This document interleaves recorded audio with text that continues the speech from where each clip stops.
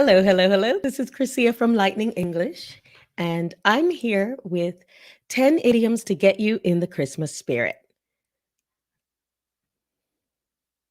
Hi, great to see you. I do these lightning lessons every week. I try to do them on Thursdays at 11, but if you join my mailing list at signup.lightningenglish.com, I think I can share that with you. If you join my mailing list, then you get a notification. You get an email to let you know what lightning lesson is coming up and what time it is. Some weeks I have to change it if there's something else going on in the schedule, but I try to do them on Thursdays at 11 Denmark time. So welcome. Nice to see you here live. If you are with me here live, write in the comments and I can see who you are and where you are because I'm streaming actually to 3 different places at the same time. I have people here in my Lightning Practice Facebook group. There are people on the Lightning English um, Facebook page, and then there are people in the Lightning English YouTube channel. So you can get to this live stream from any of those. And of course, it sits there later, so you can always go back to it. So I'm going to go straight into the idioms to get you into the Christmas spirit. So sorry about this. Got some challenges here. The thing is, there are a lot of expressions that we use in English, expressions and idioms, and they don't mean literally what you're saying. And so I try to discourage my students, especially lower level students, from using them because it can be very confusing. You want to speak clearly, you want to say what you mean, and you want to keep it simple. However, a lot of people, especially native speakers, use these idioms and expressions quite often. And I've been noticing in the last few weeks as we're ramping up towards Christmas that I see a lot more of these around than we would normally have in, other times of the year. And so I wanted to share with you some of these little expressions. I mean, like I said, I discourage people from using them in their spoken English, especially in business English. But on the other hand, they add so much color and flavor to the language that it is kind of fun to know what some of these are. So I'm going to share 10 Christmas related idioms with you, idioms and expressions. So idioms are sayings that really don't mean at all what they say, and expressions are a different way of saying things. It may be something that is an analogy, so it's like something else, but these are very visual and colorful and fun to use. So, yeah, let's dive straight in. Let's see if I can get this working properly. Here we go. Yes. There we go. All right. So we've got 10 idioms to get you into the Christmas spirit. Let's take this away. And let us start with the first one, which is to trim the tree. For those of you who've been following my Lightning English Advent calendar, every day I'm posting something on Instagram and in the Lightning Practice channel, Facebook group, and you can interact with it. And one of them was this phrase, what does it mean to trim the tree? And it sounds, of course, like you're doing something with maybe clippers or a saw, you're making the tree look neat or whatever, but it's not. Actually, to trim the tree means to decorate the tree. We use ornaments, lights, all sorts of decorations on the tree. So when you're putting these things on the tree, it's called trimming the tree. You may also hear it called deck the halls, also from a famous Christmas song. Deck the halls with boughs of holly. To deck is like to decorate. Okay. So trim the tree is not about trimming to cut it, it's about putting trimmings on it, which trimmings is another word for decorations. Okay. So that's the first one, trim the tree. The next one is stocking stuffers. Stocking stuffers. I'm sure if those of you who are here live, you can write in the comments if you have a guess for what you think this might mean. But a stocking stuffer, at Christmas, often people hang a stocking up on the mantle or somewhere in the house. And then you come down on Christmas Day and open it up and see what little gifts are in. Well, you want to fill the stocking up with small little gifts. Usually they're small and inexpensive. Okay, so you may get little things for your kids. It may be little pieces of fruit or candy, but it also could be small, cheap gifts. So we call stocking stuffers any small, cheap gift. It doesn't mean that it's going in the stocking, it just means that it's a gift that's small and inexpensive. Okay, so stocking stuffers are small, inexpensive gifts. The next expression that comes up a lot around this time of year is don't look a gift horse in the mouth. And if you don't have this expression in your own language, it can be a little bit confusing because, like, what does this have to do with horses? It seems like what gift horse? It's all very confusing. But the idea is that if someone gives you a horse as a gift, you're not going to go and check its teeth and see if it's fully healthy. It's a gift, it's free. Just be grateful and don't examine it too closely. So when someone says, don't look a gift horse in the mouth, it means, look, you got it free. Don't complain about, any problems there are with it. It's yours, it's free, be grateful. So don't look a gift horse in the mouth. All right. And the next expression, and this is commonly used in a whole phrase. It's in donkey's years, and it's used usually in the phrase, I haven't seen you in donkey's years. And so, what does this mean? Well, in donkey's years, in this expression is used to mean that it's been a while, it's been a long time. It doesn't necessarily mean it's been years, and it doesn't have anything to do with donkeys. And that's the nature of these expressions. Some of them are talking about something that has nothing to do with it. So these are donkeys in the picture, but when you talk about something in donkey's years, it's usually something you haven't done for a long time. So maybe you haven't seen someone in donkey's years, or maybe you're pulling out the Christmas decorations to put up and you say, oh, wow, look at this ornament. I haven't seen this in donkey's years. It just means I haven't seen it for a long time. And you can say, I haven't seen a person for a long time. I haven't been to this place in donkey's years. Yeah, so we can use it in all sorts of expressions. And of course, this isn't just for Christmas. It just comes up a lot at this time of year. And donkeys are usually associated with Christmas and the Nativity. The next idiom I'm going to use, expression I'm going to talk about is left out in the cold. And it can be very easy to take this literally. If someone is left out in the cold, obviously at this time of year, it's cold outside in some places, in a lot of places. And so to be left out in the cold gives you the idea of, for some reason, somebody was left outside. But it actually means that, for example, it could be in a business situation. If you don't do everything you need to do for the project, you could be left out in the cold, which means you're caught unprepared for what you need to do. Okay, so being left out in the cold is more about being unprepared and not being included because you weren't prepared. Okay, so for example, if you don't do all of your Christmas shopping on time, and you get to the toy store and what you're looking for isn't there, you've been left out in the cold. So it's nothing to do with the weather.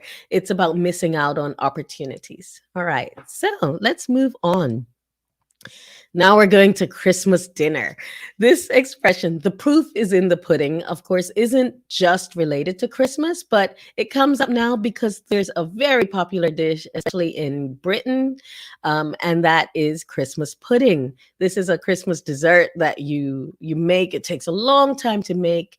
It has lots of dried fruit in it, and of course, there's like brown sugar and molasses, and at the end you pour well, it's all soaked in alcohol and steamed, and then you pour brandy over it and you light the whole thing on fire at the Christmas table. It's very exciting, and it tastes really good. I grew up with Christmas pudding, so I really liked it, or I like it. And then you serve it with a nice sauce on top.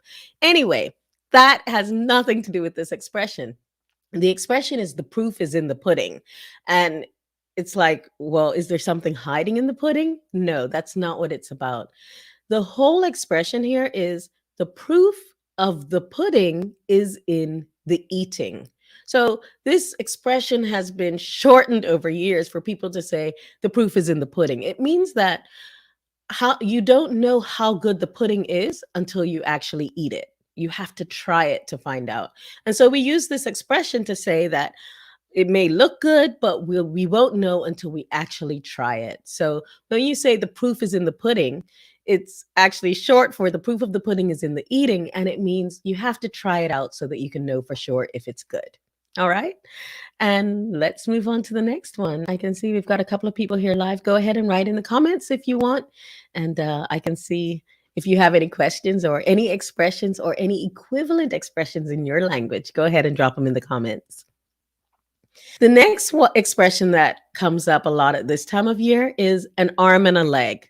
Okay, we know what an arm is and we know what a leg is, but when someone says something costs an arm and a leg, it means it's really expensive. So you could say, "Oh, I went shopping for Christmas gifts. I was going to get such and such a gift, but it cost an arm and a leg, so I didn't get it." Or you could say, "Oh, wow, buying all of these presents costs, or I've spent an arm and a leg on these, so I can't, you know, do something else. I can't go out to dinner with you," for example. All right. So an arm and a leg just means a lot of money. Okay. And we usually use it to say that something costs an arm and a leg. Okay. The next Christmas or wintertime idiom or expression that we use is under the weather. And so obviously this has some very visual kind of connotations. You can imagine seeing some, people in the cold weather. It's cold at this time of year. But when someone says they're under the weather, it actually doesn't have anything to do with the weather. It means that they are sick. They're feeling sick. Maybe they have a headache. We've got a lot of people under the weather right now in Denmark because of the COVID.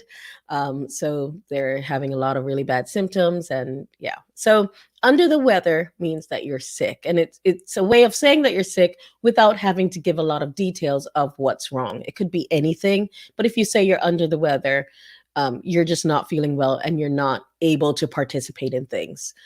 Usually, if someone says they're under the weather, you don't pry and ask what's wrong. They're saying that because they don't really want to be specific. So, under the weather is a way of letting people know that you're sick without giving details.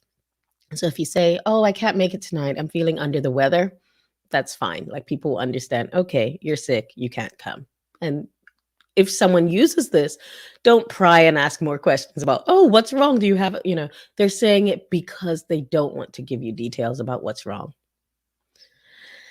The next one is an expression that people don't even realize sometimes is an expression, but it's Christmas comes but once a year. Now, all of us have calendars. We know that Christmas is on December 25th. Actually, some people celebrate Christmas at different times, but that's for another video. But when we say Christmas comes but once a year, we're actually not even really talking about Christmas.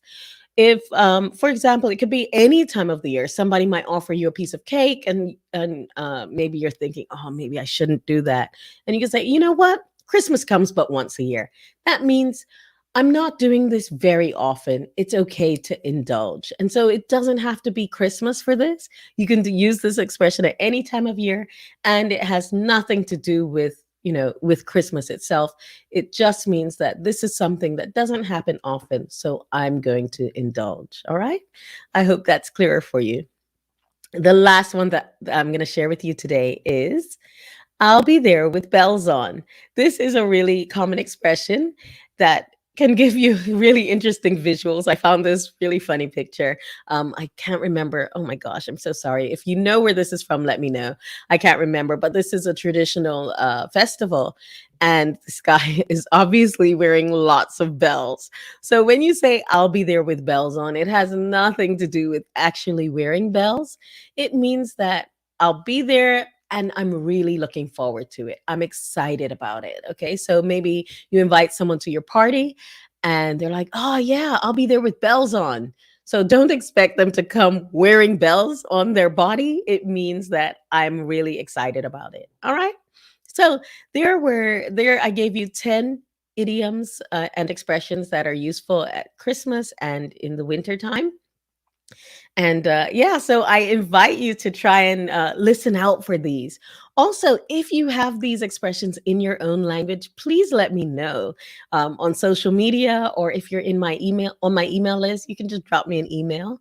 On social media right now, I am sharing new stories every day, with some of them with Christmas idioms and expressions, others with Christmas jokes. There's all sorts of fun things to do. So you can join me on Instagram at The Real Lightning English. And these are being posted every day to my stories. And then underneath my stories in the highlights, you can also see the ones previously. And you can interact with them. You can click on, to vote for the things you like. You can slide the slider. They're really fun. So I hope you'll join me there. If you don't use Instagram, you could also join the Lightning Practice Facebook group here on Facebook. And I am posting the same things in there, and we are interacting in the comments. I've found some interesting things. For example, did you know that phrase to trim the tree? It's the number one that I gave you today. There's the same expression in Spanish, German, and I think I heard today there was also Russian. So we use is it trim the tree? No, it's not. It is don't look a gift horse in the mouth. Sorry about that. That's the one. It's the same in Spanish, German, and Russian. And in German, it actually rhymes. So I thought that was really cool. And I found that out in the Lightning Practice Facebook group as people commented on the post about that. But come and join us there. Next month, I'm planning to start a 5-day challenge in the Lightning Practice Facebook groups to kind of get you jump started in 2022 with your English. So come on and join. If you don't use Facebook or Instagram, you are always welcome to join me on my mailing list. You can go to signup.lightningenglish.com and you'll be added to my mailing list. I send out an email about once a week. I tell people about what I'm doing in my live lessons, but I also give tips and hints as well. And for example, when I start my challenge, it'll be there. I post it first. So come on and join us in the Lightning English mailing list. So it's been wonderful being with you here today and sharing with you these 10 English expressions that will get you into the Christmas mood, get you into the Christmas spirit. And please keep in touch. If you have any to add to this, go ahead and write them down below in the comments. Or if there are any expressions that you've heard but you're not sure about, write them in the comments and I'll see if I can collect enough for another video about this. So join me on social media, Facebook and Instagram at The Real Lightning English. And then on Facebook, there's also the Lightning Practice Facebook group. If you don't want to use social media, join my mailing list, signup.lightningenglish.com. You can also join my mailing list if you're following me on social media, because I do offer special things to my mailing list that I don't give out on social media. So see you there, and I hope you've had a great day and you continue to have a great day and enjoy the time that we're in, the season that we're in. Take care. Bye-bye.